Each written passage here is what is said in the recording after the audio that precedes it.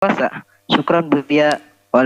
Wassalamualaikum warahmatullahi wabarakatuh. Waalaikumsalam warahmatullahi wabarakatuh.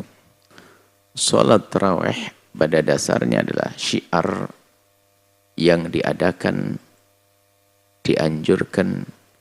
oleh Sayyidina Umar bin Khattab di masjid. Tapi kalau ada orang yang melakukan di tempat lain juga sah. Di mushola atau di pabrik-pabrik dan seterusnya. Dan tarawih adalah salah satu sholat sunnah yang dianjurkan untuk berjamaah. Kalaupun sholat sendiri juga sah. Baik, sholat di atas kendaraan tentunya dalam keadaan tertentu. Bukan langsung kita pengen jalan-jalan terus yuk, begitu. Misalnya ada kasus-kasus tertentu tadi kepulangan. Kalau tarawih di rumah mungkin kemalaman, atau mungkin sepanjang perjalanan nggak ada waktu. Maka indah sekali kalau melakukan tarawih di atas kendaraan. Ya, tarawih di atas kendaraan. Dan Nabi melaksanakan sholat ala rohilati. Nabi pernah melakukan sholat di atas kendaraan. Dan boleh, sah-sah. Dan tentunya apalagi hari ini, kalau tidak nanti kita banyak komentar, main handphone segala macam. Maka bagus, sholat di atas kendaraan. Boleh-boleh saja. Dan nanti sepanjang jalan akan jadi saksi kebaikan bahwasanya Anda sholat di atas kendaraan. Ya kan? Sebab itu kalau nanti nunggu tarawihnya di tempat mungkin malah tidak tarawih, apalagi perjalanannya semalam. Perjalanan dari sebelum maghrib misalnya, biasanya kalau bis dari Cirebon ke Jawa Timur itu jam 4 sore bisnya. Sampai sana subuh menjelang sahur. Tarawih di mana kalau bukan di atas mobil? Atau perjalanan musafir soleh, boleh.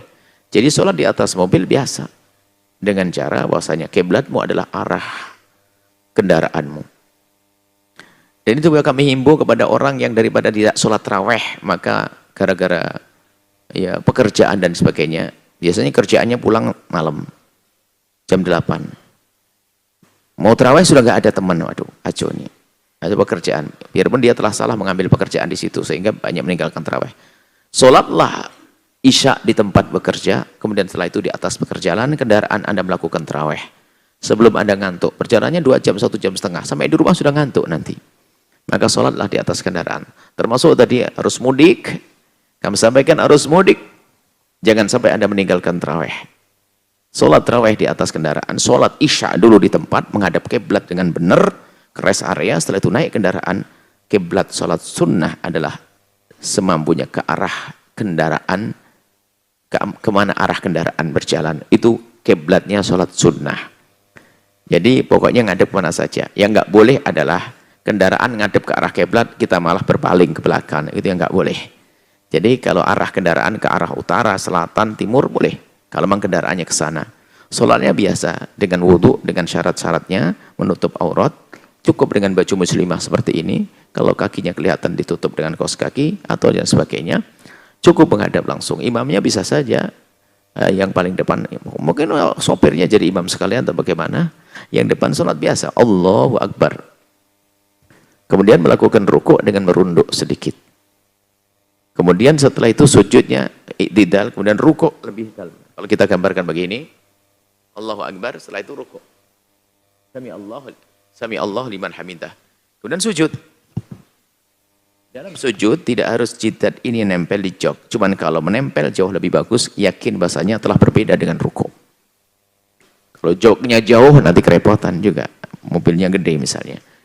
Kemudian duduk seperti biasa, Assalamualaikum, Assalamualaikum. Dan biasakan kendaraan Anda merasakan sholat Anda.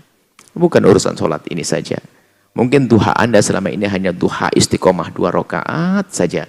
Boleh Anda sempurnakan 8 di atas kendaraan. Sebelum berangkat Anda sholat duha, bismillah, di atas mobil tinggal 2, 8 rakaat duha Anda. Jadi kan ibadah Anda itu di mana-mana. Itu kelebihan orang berilmu.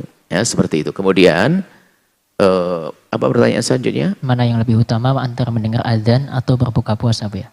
Memang bertentangan. Buka itu kan bukan makan satu piring. Buka itu cukup Anda membatalkan agar mendapatkan takjil, mendapatkan ma'ajjalu al-futur. Kalau masih bergegas untuk futur. Jadi cukup Anda batalkan dengan kurma. Setelah itu dengar azan. Jadi membatalkan sunnahnya itu. Batalkan. Tidak usah nunggu azan selesai. Sudah mendengar berita adzan, langsung Anda menggigit korma dengan berdoa, selesai.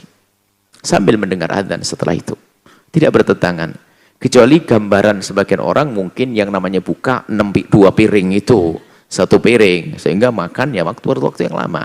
Oh tidak. Anda cukup mengambil korma, Anda batalkan itu takjil yang disunnahkan untuk disegerakan. Kalau Anda ada korma adalah air, kemudian setelah itu buah-buahan. Kemudian setelah itu apa saja yang menjadi sebab batal itu boleh. Baru setelah itu dengar adzan. Dan tukang adzan pun berbuka sedikit. Agar dapat kesunahan seperti itu. Wallahu a'lam. Setelah Anda menyaksikan video ini, jangan lupa berselawat kepada baginda Nabi Muhammad sallallahu alaihi wa alihi wa sahbihi wasallam.